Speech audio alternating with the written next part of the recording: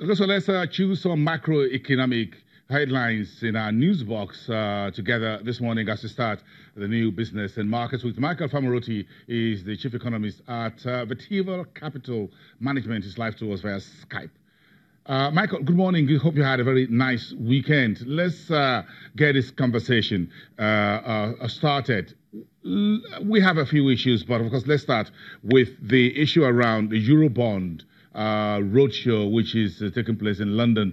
We're borrowing, as always. Did you have any idea, if you do a simple math, how much Eurobond we've done since the current administration started? I think it's somewhere around 8 to 9 billion. I know we did a 2.5 billion at the start of this year, and last year we did about 5. So somewhere around $8 billion so far raised. Obviously, 500 million matured sometime in June, July. So on a net basis, I'll say just about $7.5 billion raised so far. Also, we've done about $8 billion US dollars Eurobond in 3.5 years. That's quite a lot of money, if you ask me. Now we're about to do another 2.8 billion Eurobond offering. Do you think this is becoming almost a permanent feature that we don't have enough revenue locally to support our budget and we have to keep borrowing at the Eurobond window?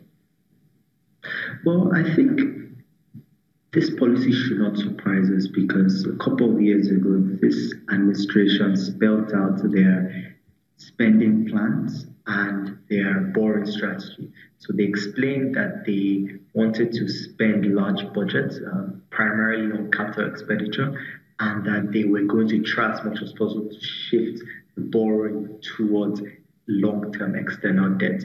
And so what we've seen play out, right, the 8 billion or so raised has just been them executing that plan. But quite rightly, like you indicated, the issue is that revenues haven't grown in that period to match up the increase in debt. And of course, we are now in a situation where we probably have a debt servicing problem. Okay, so we need to borrow. The plan is out there on the street. Everyone know why the government is borrowing.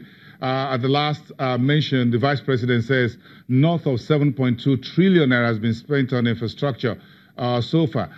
In very simple terms, how do you think we can ramp up on our own revenue internally, so to speak, so that we begin to reduce the size of our Eurobond and other borrowing? Well, revenues are obviously twofold. There's the oil revenue, which has improved a bit. Obviously, we haven't had any volatility in outputs recently, but I think in terms of unlocking long-term oil revenues, then we need to look at legislature and we need to look at passing some of the elements of the petroleum industry bill, most especially the petroleum industry fiscal bill, which seeks to address the sharing formula between the federal government and the IOCs, right? So once we do that, then we are able to start speaking about higher oil revenues. In terms of non-oil, which obviously has been the focus for the last 3 years, the experience has shown how difficult it is. A lot of policies have tried and, in my view, failed. And the start for me right now has to be from independent revenue, right?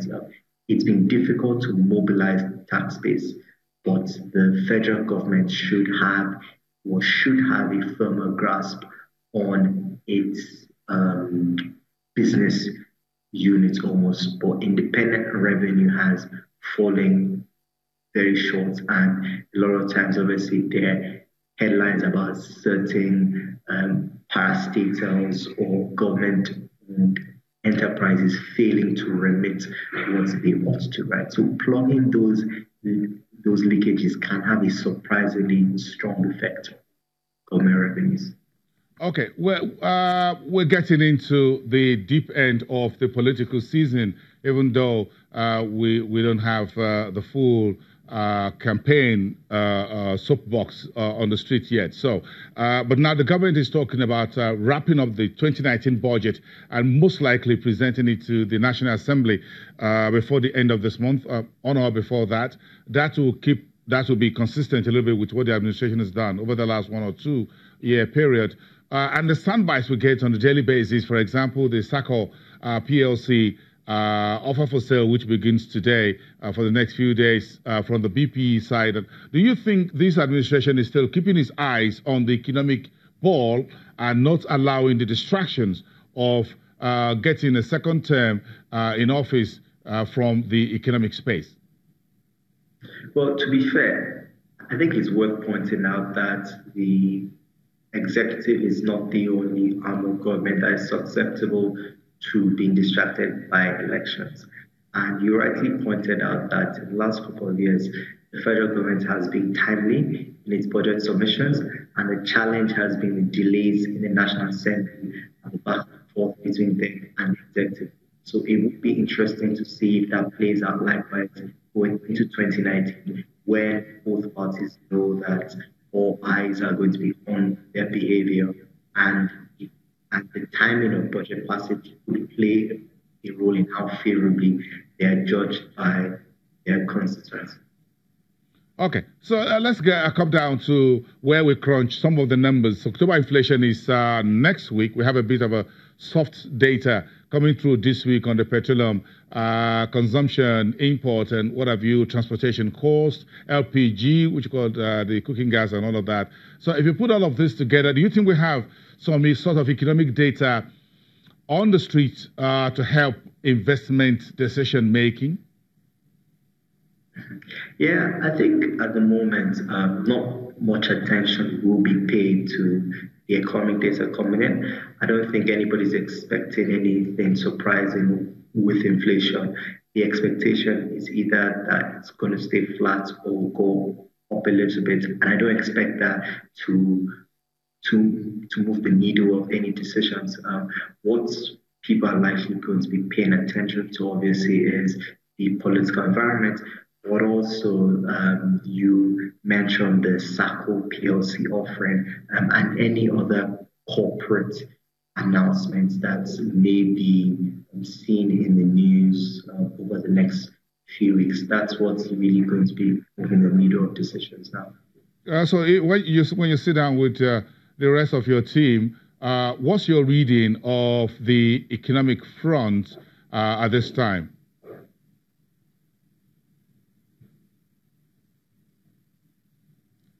Michael, my question is this. What's the reading of you and your team regarding the economy where we are at the moment?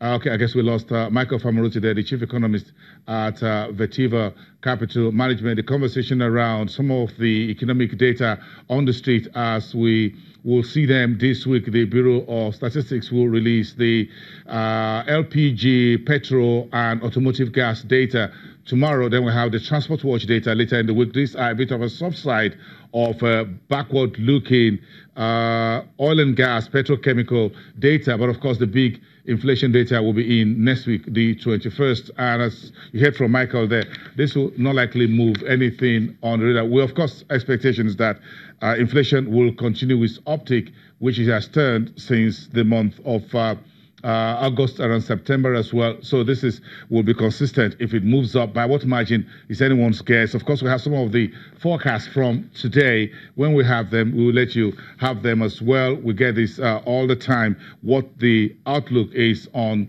October inflation. Then next week will be the big day. Of course, the political economy is one big story that is coming through as well. We had a discussion this today.